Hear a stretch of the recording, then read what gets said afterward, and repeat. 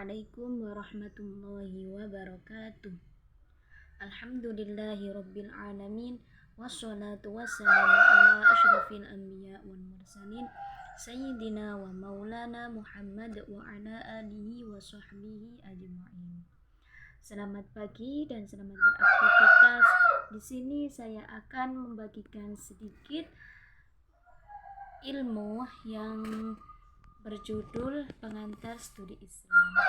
Selalu ikuti di bab-bab selanjutnya ya, dan jangan lupa like, subscribe, dan komen di channelku. Di sini saya akan melanjutkan penjelasan dari buku Pengantar Studi Islam di bab yang ke-9, yaitu metode mempelajari sumber ajaran Islam. Dalam penjelasan sumber ajaran Islam di sini yaitu yang pertama ada metode penelitian tafsir. Yang kedua, latar belakang penelitian tafsir. Yang ketiga yaitu perkembangan metode tafsir. Yang keempat, macam-macam metode tafsir. Yang pertama yaitu metode penelitian tafsir. Kebenaran yang objektif diperoleh sebagai dasar landasan untuk pembaruan, pengembangan, atau perbaikan dalam masalah-masalah teoritis dan praktis dalam bidang-bidang pengetahuan yang bersangkutan. Yang kedua yaitu mengenai latar belakang penelitian tafsir. Di sini ada 3 poin yang perlu dijelaskan. Yang pertama yaitu periode periwayatan tafsir. Periwayatan tafsir di sini yaitu dengan menafsirkan ayat Al-Quran dengan ayat Al-Quran lain yang sesuai, maupun menafsirkan ayat-ayat Al-Quran dengan nas dari hadis. Tafsir riwayat sering juga disebut dengan istilah tafsir naql atau tafsir maksur. Yang kedua yaitu periode pembukuan tafsir. Dan awal pembukuan tafsir yang demikian dapat dikatakan bahwa pembukuan tafsir terjadi pada masa akhir-akhir abad kedua Hijriah, yakni pada akhir pemerintahan Daulat Bani Umayyah dan di awal dinasti Abbasiyah. Saat itu memang masa lahir dan terbentuknya embrio berbagai disiplin ilmu. Yang ketiga yaitu tafsir pada masa modern. Metode tafsir modern adalah metode penafsiran Al-Quran yang menjadikan problem kemanusiaan yang ada sebagai semangat penafsirannya. Persoalan yang muncul dikaji dan dianalisis dengan berbagai pendekatan yang sesuai dengan problem yang sedang dihadapinya, serta sebab-sebab yang melatar belakanginya. Penjelasan yang ketiga yaitu perkembangan metode tafsir. Pertama yaitu zaman turunnya Al-Quran pada masa Nabi Muhammad SAW. Sejarah turunnya Al-Quran dimulai ketika Nabi Muhammad SAW sedang berusia 40 tahun pada 610 Masehi.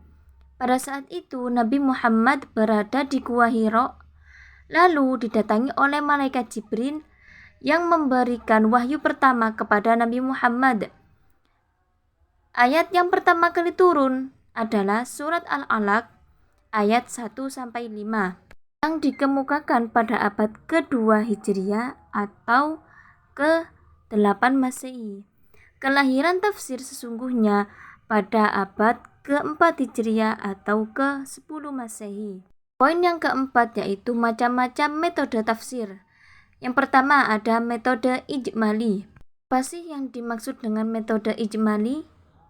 Yaitu menafsirkan Al-Quran dengan ayat-ayat Al-Quran dengan singkat dan global, yaitu penjelasannya tanpa menggunakan uraian atau penjelasan yang panjang lebar, sehingga mudah untuk dipahami oleh masyarakat awam maupun intelektual. Contohnya, kitab tafsir yang menerapkan metode ijmali ini antara lain Tafsir Jalalain, Sofwah al-bayan lil ma'ani al-Quran, dan lain sebagainya. Macam metode tafsir yang kedua yaitu metode tahlili. Ulama telah membagi wujud metode tafsir tahlili menjadi 7 macam, yaitu tafsir bil maksuri, tafsir bir ra'i, tafsir sufi, tafsir fikih, tafsir falsafi, tafsir ilmi, dan yang terakhir yaitu tafsir adab al-ijtimi'i. Tafsir yang selanjutnya yaitu metode mukorrom. Belum menginjak kepada metode tafsir mukorrom, di sini saya akan menambahkan sedikit tentang ciri-ciri tafsir tahlili. Tafsir tahlili banyak yang menjelaskan lafadz, i'rab, qiraat, dan yang berkaitan dengan kebahasaan atau balaghah. Tujuan dari metode penafsiran ini memaparkan ayat secara mudah, sederhana, dan singkat yang menjadi kelebihannya. Penjelasan selanjutnya yaitu tafsir mukorrom adalah membandingkan ayat-ayat Al-Quran yang memiliki persamaan atau kemiripan redaksi, yang berbicara tentang masalah atau kasus yang berbeda dan yang memiliki redaksi yang berbeda bagi masalah atau kasus yang sama atau diduga sama. Sedangkan menurut istilah, metode mukorrom ini adalah mengemukakan penafsiran ayat-ayat Al-Quran yang ditulis oleh sejumlah para mufassir. Apa saja kitab tafsir yang menggunakan metode mukorrom ini? Yang pertama yaitu Al-Jami' lil Ahkam Al-Quran karya Al-Qurtubi. Metode tafsir yang terakhir yaitu metode tafsir maudhu'i. Dalam metode tafsir maudhu'i yang dimaksud di sini yaitu metode tafsir yang berusaha mencari jawaban Al-Quran dengan cara mengumpulkan ayat-ayat Al-Quran yang mempunyai tujuan yang satu, yang bersama-sama membahas topik atau judul tertentu, dan menerbitkannya sesuai dengan masa turunnya yang selaras dengan sebab-sebab turunnya. Kemudian, apa saja kitab-kitab tafsir yang termasuk dalam tafsir maudhu'i? Yang pertama yaitu Al-Insan fi Al-Quran dan Al-Mar'ah fi Al-Quran karya Abbas Mahmud Aqad, Ar-Riba fi Al-Quran, dan Al-Mustalahat Al-Arba'ah fi Al-Quran karya Abu